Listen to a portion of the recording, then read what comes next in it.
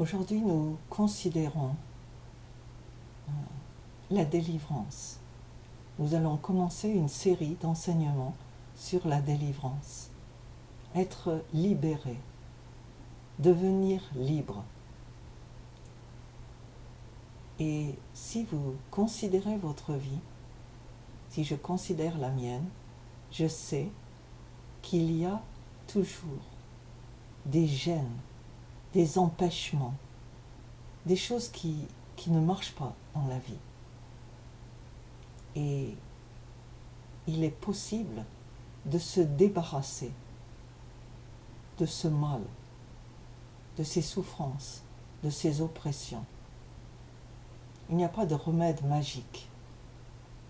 Mais la solution que je voudrais vous proposer, c'est une expérience, faire l'expérience de la délivrance.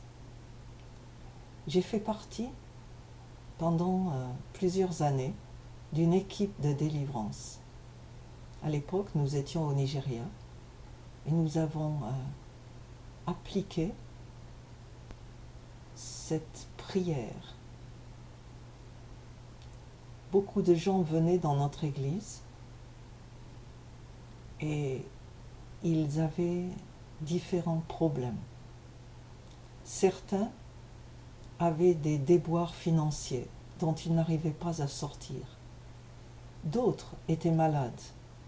Ils souffraient de migraines ou d'autres maux. D'autres, des femmes, n'arrivaient pas à concevoir. Elles désiraient des enfants, mais elles n'arrivaient pas à en avoir. Certaines de ces personnes avaient été malades pendant très longtemps.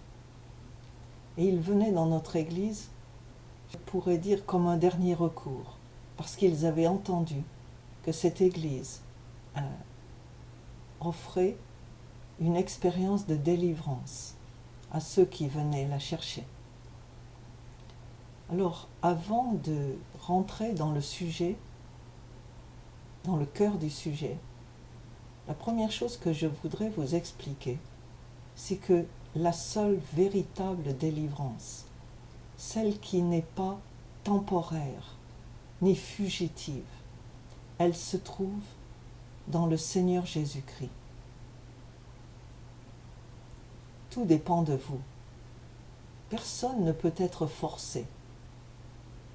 Personne ne vous force.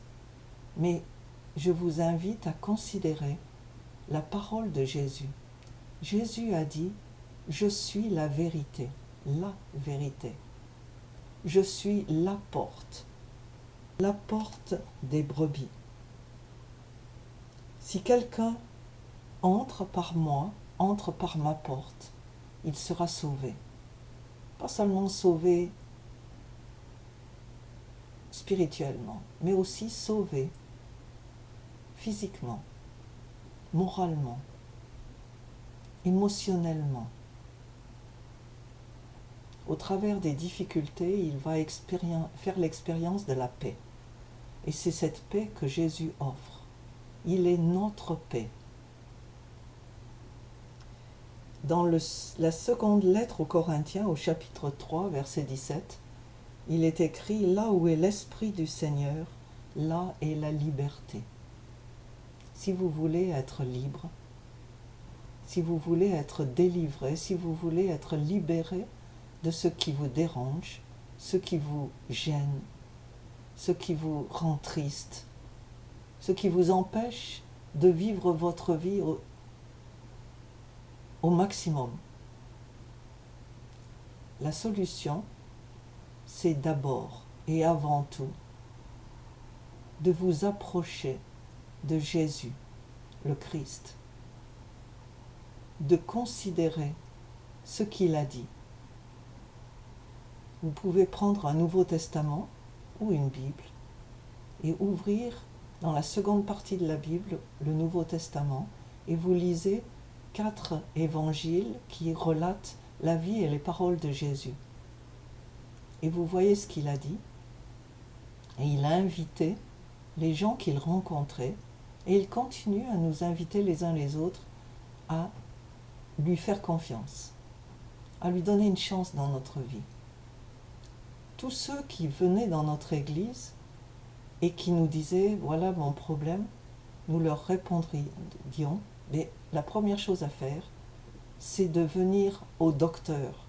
Je ne suis pas le médecin, vous n'êtes pas le médecin, la personne qui vous écoute n'est pas médecin.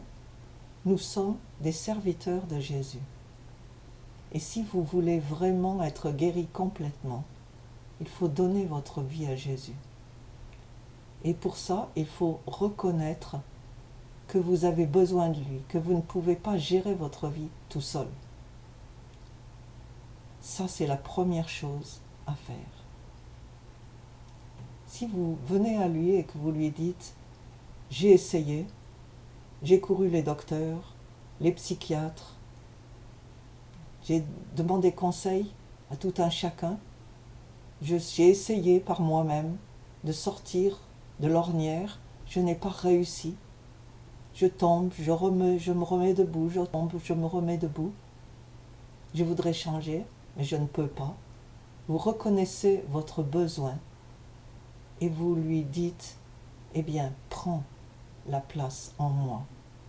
Je te confie ma vie. » Quand vous confiez votre vie au médecin quand vous êtes malade, vous allez chez le médecin et il vous dit « bon, déshabillez-vous », il vous écoute, il vous prescrit des médicaments et vous acceptez parce que vous voulez être guéri. De la même manière, si vous venez à Jésus et vous lui dites « voilà, je te fais confiance, je décide de te faire confiance, je crois ce que tu as dit, que tu es le Fils de Dieu, que tu es le Christ, que tu es mon Sauveur, celui qui va me sauver, physiquement, moralement, intellectuellement, dans tous les secteurs de ma vie, je te fais confiance. Je te confie ma vie. » Voilà. Ça, c'est la prière qui va ouvrir le chemin pour vous et qui va vous donner une chance de pouvoir faire l'expérience de la délivrance et de la liberté. Et donc ça, c'est la première condition pour vous améliorer, pour vivre cette délivrance.